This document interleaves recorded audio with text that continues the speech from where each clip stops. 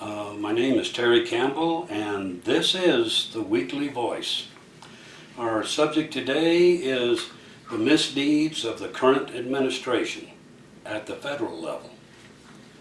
Okay, over the past year and a half, our government has run off the rails. They've been basically running amok. And I'm just going to go through a few examples, and then we'll discuss at the end the commonalities between them. Okay, first, let's take a quick look at Fast and Furious. Now, that was under the Justice Department. Now, Fast and Furious, what that boiled down to is they were supplying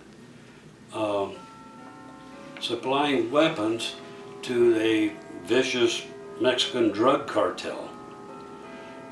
And it backfired on them because they lost track of their guns, and as a result we had several U.S. border agents killed, and hundreds of innocent Mexican civilians were killed using these weapons.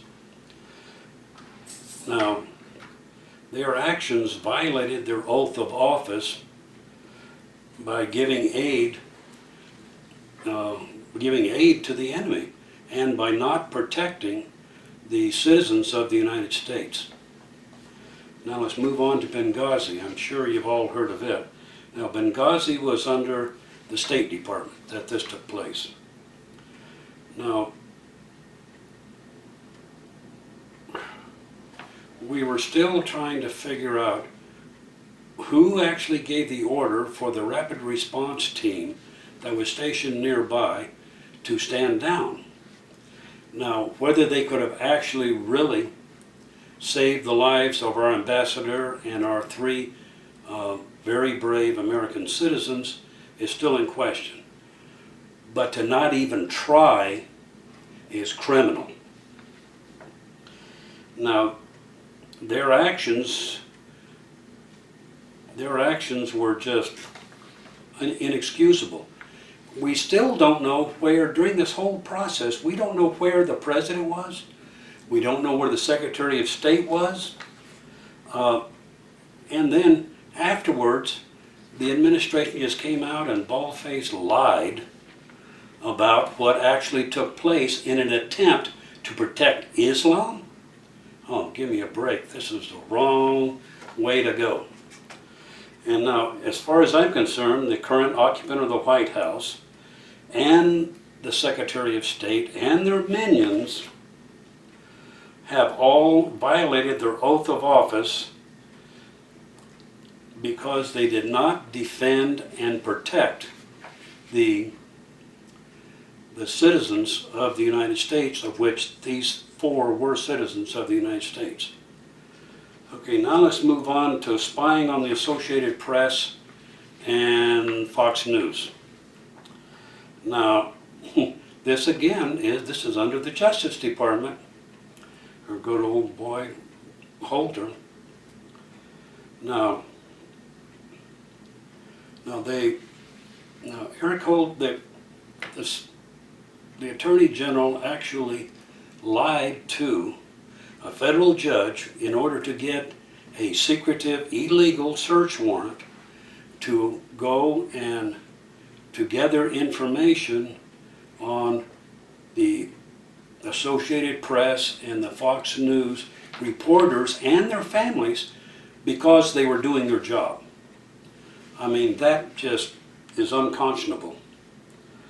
And now that directly violates the First Amendment of the Constitution of, it's the freedom of the press. I mean, it's one of our basic freedoms. The press is supposed to be to keep the federal government in check, to let the people know what's going on. And here they are, the press actually are doing their job, and they get persecuted for it. Now, this is just not right. Okay, now let's just move on to another incident. the case of the Internal Revenue Service prosecuting or not prosecuting, they were persecuting the conservatives. Now this is under the Treasury Department. All of this took place. Now, since 2009 until the present day, all of the conservative groups known as, if in their title they had Tea Party or Patriot or it was a religious organization or Right to Life organization, they were all delayed and refused to be given the 501c3 or C4 tax-exempt status.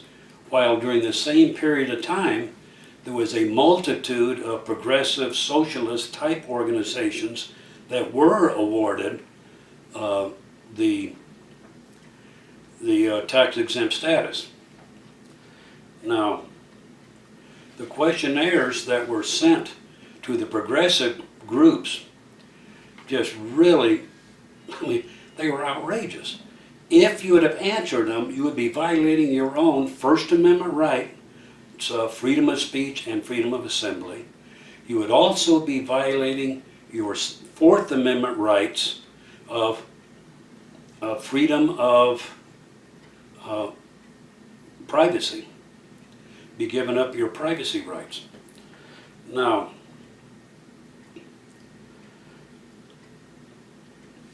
during this period of time the United States was going through a very bad economic time. And since this investigation started, a lot of other things have been uncovered.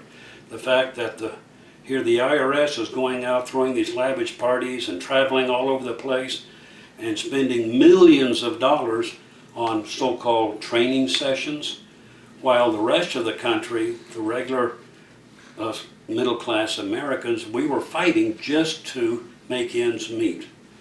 Now this is a definite, I mean, this is just not right. Let me go to the next page here. I need to.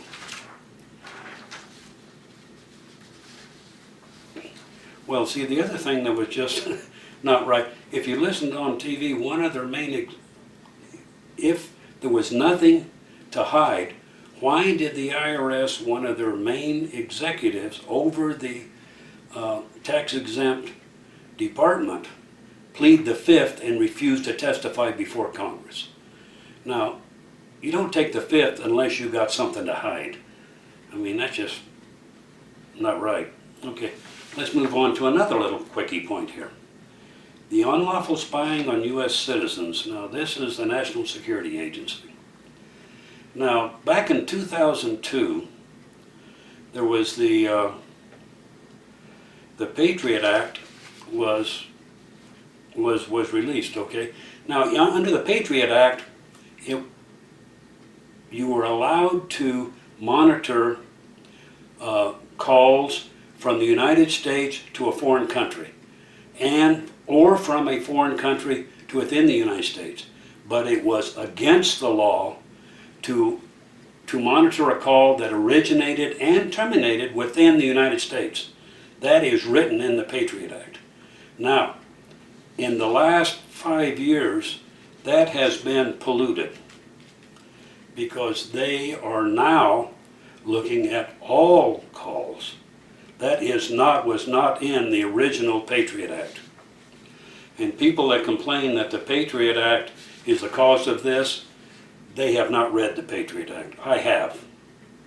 Now, this just flat, again, these programs, well, there's another program while investigating that. Another program has came to light called the PRISM program. Now, this one is really insidious because what it does, it analyzes the contents of all of your emails, and it monitors which website you go to, everything. Now, this is a direct violation of your Fourth Amendment rights. I mean, this just flat should not be. Okay, now for the last little section I'm going to look at is the The president just announced the other day he's continuing his war on coal.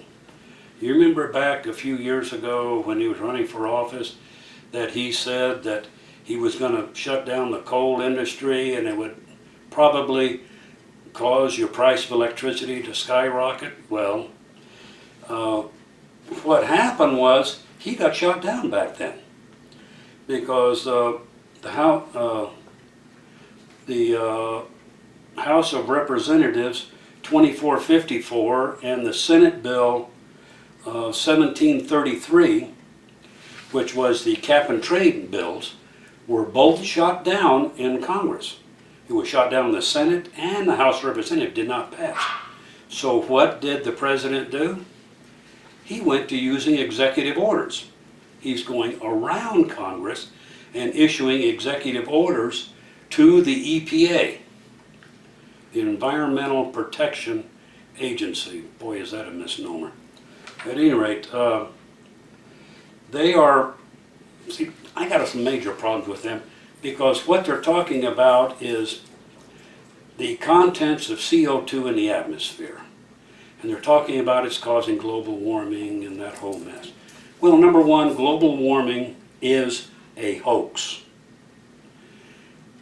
If you look at it, the contents of CO2 in the atmosphere lags a temperature rise or a temperature decrease by 9 months to a year.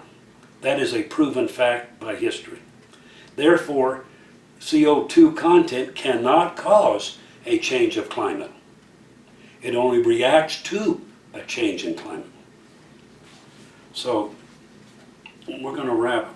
So, and well, let's do a real simple statement here. CO2 is required for plants to flourish. Plants generate oxygen which we breathe. We eliminate CO2, plants die, no oxygen, we die. I mean, it's that simple. And this abuse of power must be stopped. Okay, now, what do all of these little examples that I just went through have in common? They are all members of the executive branch of government. Now, they have all overstepped their authority. They have violated their oath of office and or the Constitution of the United States. And they are guilty of a dereliction of their sworn duties. Any one of these examples above, at least 100 more offenses on the grounds to proceed, we need to proceed with the articles of impeachment. I mean, just any one of these is grounds to impeach. Now, the problem is we don't have anyone in the House of Representatives that have enough intestinal fortitude to stand up and file the orders of impeachment, which has to start in the House of Representatives. Now, but then it has to be tried in the Senate to get impeachment. Now, no one in the Senate is willing to step up and do that either. So basically, thereby they are violating the will of the people, and they should all be replaced. This means the executive branch in its entirety, and both Congress and the House of Representatives and the Senate. And thank you, and this is the end of this little session.